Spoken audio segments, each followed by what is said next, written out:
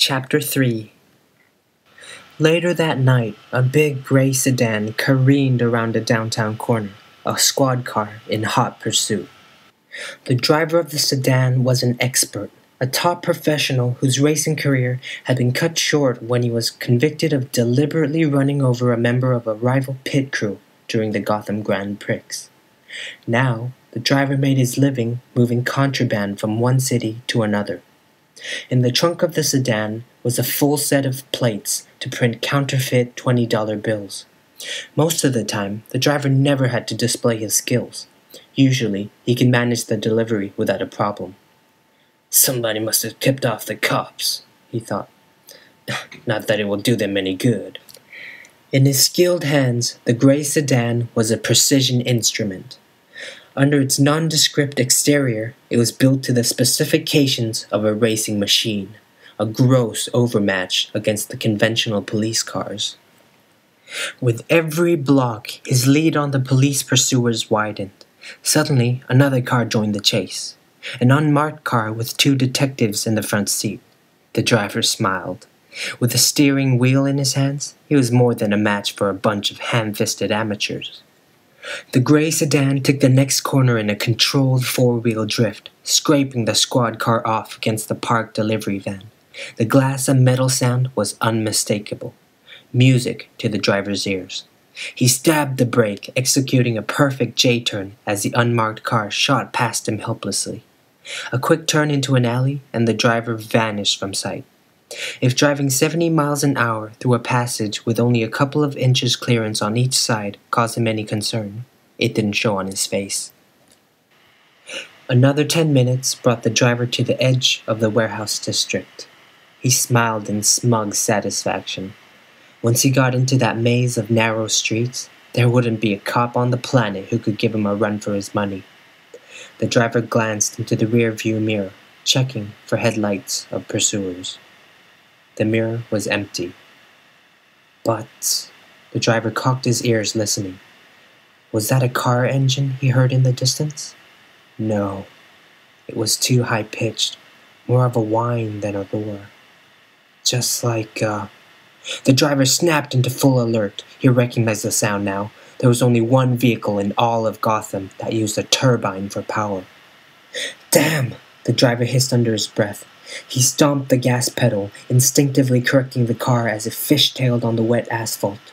The gray sedan launched powerfully, heading for the cobblestone pavement that ran parallel to the river. The driver leaned over the wheel, no longer relaxed. "One more fall and I'm history," he muttered to himself, images of the notorious Hell Gate prison looming in his mind. His last day had been unpleasant. He wasn't going back quietly. The gray sedan skittered over the cobblestones as the driver urged it onward. He stole a quick glance at the mirror. It was still dark. "Wait!" Then the driver saw it, a tiny red dot. He knew what it meant, a warning that the Batmobile was in pursuit, a warning to pull over and surrender. "Fat chance," the driver muttered under his breath. "Whoever he is, he's still a human, and if he's human, I can outdrive him." The driver saw his chance, a long S-curve just ahead. He dove for the apex of the first turn, inviting his pursuer to pull alongside. The Batmobile accepted the invitation, rushing up on the right of the sedan. "A little closer," the driver said to himself. "Just a little Now!" The driver mashed the brake pedal at the same time as he cranked the wheel over hard to the left. The sedan's rear end came around like a steel whip, but the Batmobile wasn't there. It had braked just before the driver did, moving in right behind the sliding rear end of the gray sedan. Centrifugal force did the rest. The driver had no chance to scream before the gray sedan slid off the curb and into the black water. "Funny thing," one of the rescue squad divers said to another.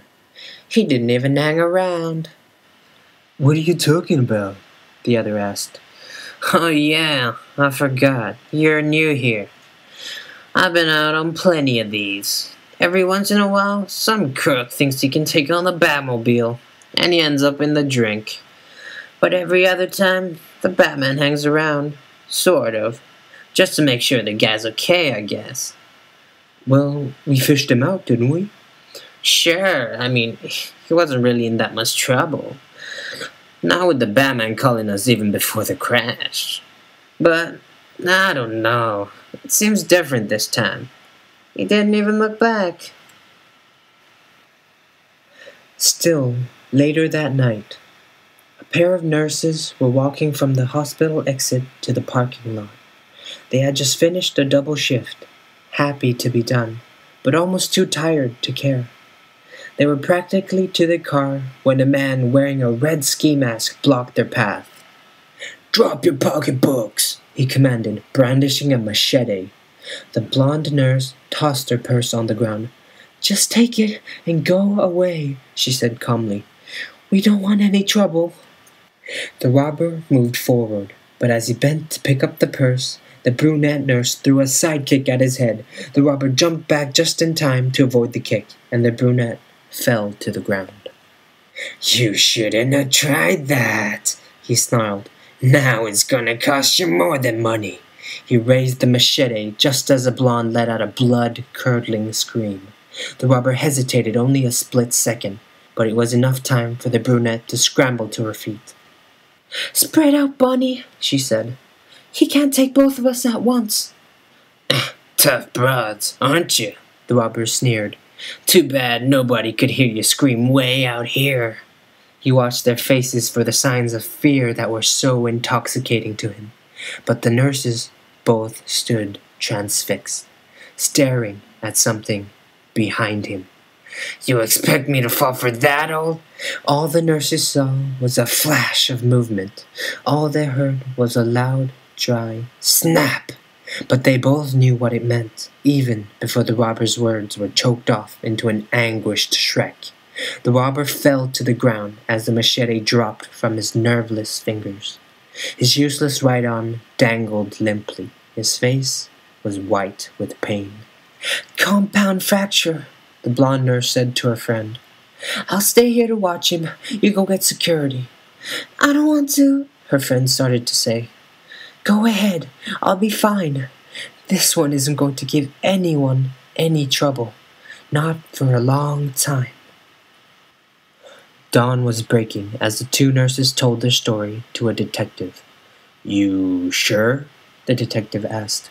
"We're sure," the brunette nurse answered. "It was the Batman. We both saw him." "You're saying that the Batman, snapped this guy's arm like a twig and just took off?" "Yes," the blonde nurse said, an edge of annoyance in her voice. "Yes, for the third time." "Okay, ladies, okay," the detective surrendered. "I'm not saying you didn't see what you saw." He scratched his head in puzzlement. "It just don't sound like the Batman, that's all."